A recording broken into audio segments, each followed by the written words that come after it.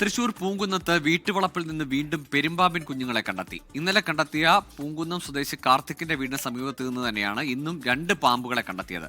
JCB ഉപയോഗിച്ച് തറ തുരന്നുള്ള പരിശോധനയിൽ 22 വിരിഞ്ഞ പാമ്പിൻ മുട്ടകളും കണ്ടെടുത്തു.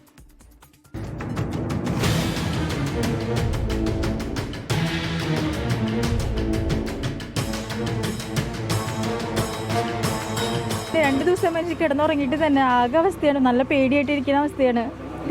തീരെ പറ്റണില്ല. അപ്പോൾ പൊളിച്ച് നോക്കുക. അപ്പോൾ ആൾ പറഞ്ഞിട്ട് അടിയിലുണ്ടെങ്കിൽ അത് എടുക്കാമല്ലോ. അപ്പോൾ ഇപ്പോൾ JCB വെച്ചിട്ട് അടിഭാഗത്തുണ്ടെങ്കിൽ അത് മുഴുവൻ അത് എടുത്തു കൊണ്ടുപോകാനായിട്ട് നിൽക്കുന്നത്. ഇന്നലെ വരെ 18 പാമ്പുകളെയാണ് പൂങ്കുന്നം MG നഗർ സ്വദേശി കാർത്തിക്കിന്റെ വീട്ടുവളപ്പിൽ നിന്നും വീട്ടിലെ സ്കൂട്ടറിൽ നിന്നുമായി പിടികൂടിയത്. ഇന്നലെ അർദ്ധരാത്രിയോടെ 2 പാമ്പിൻ കുഞ്ഞുങ്ങളെ കൂടി കിട്ടി.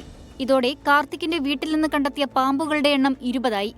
ഇന്നിപ്പോൾ കാലത്ത് 2 ഇനിയിപ്പോൾ ഇത് പൊളിച്ചു നോക്കണം. 28-29 മുട്ട പ്രതീക്ഷിക്കാം.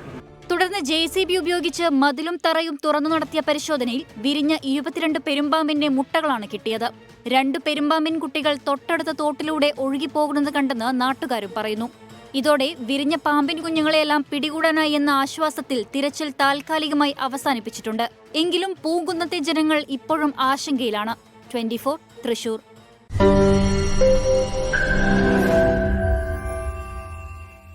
ലോകത്തെവിടെയായാലും ഏത് സമയത്തും 24 വാർത്തകളും ഓഗ്മെന്റഡ് റിയാലിറ്റി പാക്കേജുകളും എക്സ്പ്ലെയിനറുകളും വിശദമായി കാണാൻ ഞങ്ങളുടെ YouTube ചാനൽ നിങ്ങൾക്ക് സബ്സ്ക്രൈബ് ചെയ്യാം.